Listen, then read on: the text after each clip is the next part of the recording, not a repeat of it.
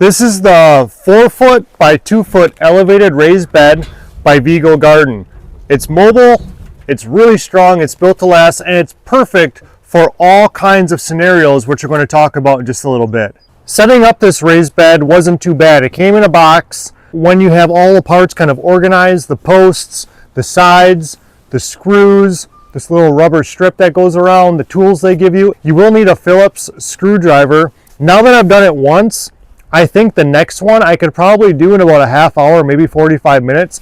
This one probably took me about an hour, maybe an hour and 15 minutes.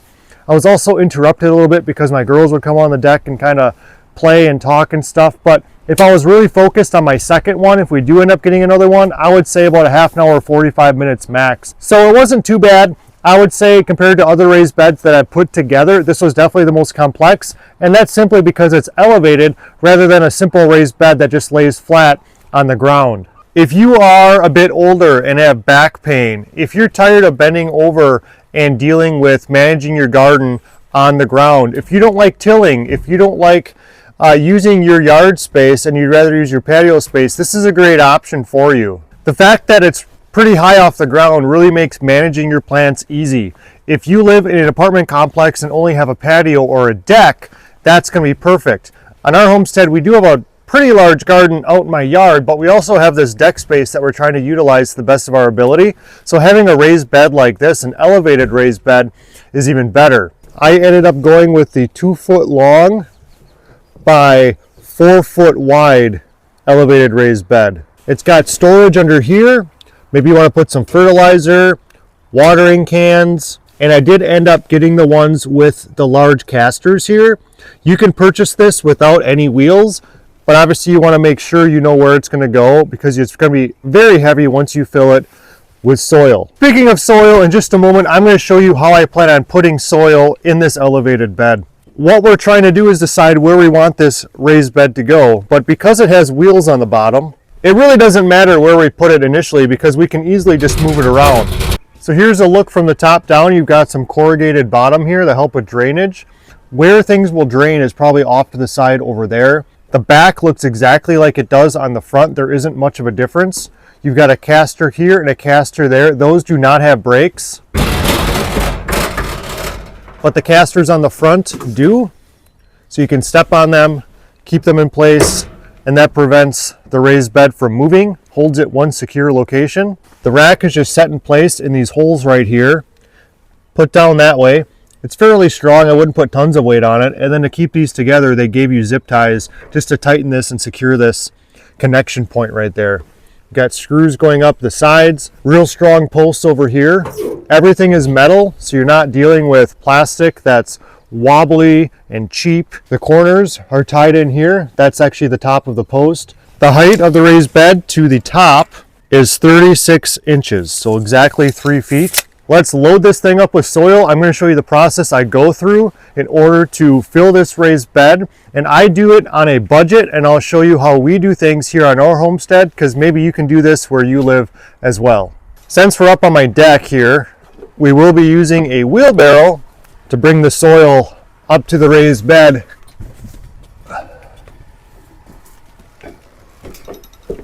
The first thing I have here are leaves, because they are going to go in this raised bed right here so that the entire thing is not just filled with soil. And what I do is I put a base layer of leaves at the bottom of my raised beds, all my raised beds as a matter of fact. I think I have like 13 raised beds that we garden. If you don't want to use leaves or you don't have access to leaves, you can use another type of base layer such as gravel, rocks, coarse sand. You can put logs or little sticks there if you want. The inside of this raised bed is 12 inches high.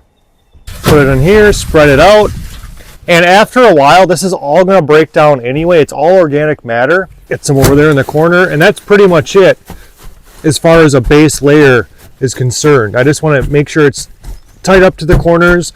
All right, let's go deliver this over here to the chickens, because this is where we're going to grab our compost. You can see they've been digging and scratching there. This is where our compost is made, from this flock of hens right here. It's because every year I give them a ton of leaves that they scratch around, manure on, and then underneath those leaves, this top layer right here, that eventually turns into compost. Dump that out. They're going to come over because they're curious. Look at that. Just look at them go at that. They love it. All these deciduous trees we have around here, tons of them. I collect all the leaves with a lawnmower and put them in here, and that way it can create compost for us. And if we were to take this pitchfork and dig up, you will see what they create for us. Really good, high quality stuff. And now we've got nice, rich compost. Pretty decent stuff. It's not 100% broken down, but it's good enough because it's going to be the second layer in this raised bed. And for this, I always prefer using a little short shovel. Makes it a lot easier maneuvering up in a small space. I like to fill in the edges first and then work my way to the center of the raised bed. Got my second load of compost here. Just gonna get this in here and we can add the soil. The final step is to put the garden soil into the raised bed now. We purchased this soil in bulk. It's called Garden Blend. It's from a place just a few miles down the road, so we're really lucky to have a garden supply center, or whatever you call it, just a few miles down the road that sells things in bulk, which is why it's in this trailer. I have other garden beds to fill, which is why I bought an entire yard of this, so you save a lot of money by buying this in bulk. This Garden Blend soil is a combination of compost and topsoil all in one, so it's got great components of the compost, which adds nutrients to your plants, and then the soil, which adds some structure and gives the plants a really great start, especially as seedlings. Here's our final product, 12 inches high, 2 or 3 inches of leaves, 6 inches of compost, maybe 5 actually, and the rest is all high quality Garden Blend soil, full of nutrients, excellent for plants of all kinds. Now we're all set. One thing we need to see is how well does this roll now that it's full of soil. It's moving pretty well. And we're on deck board, so it's not super flat, but it's fine, I would say. Nothing too hard. I think for now we'll put it straight in the center of the deck. Then we can adjust it later on if we need to.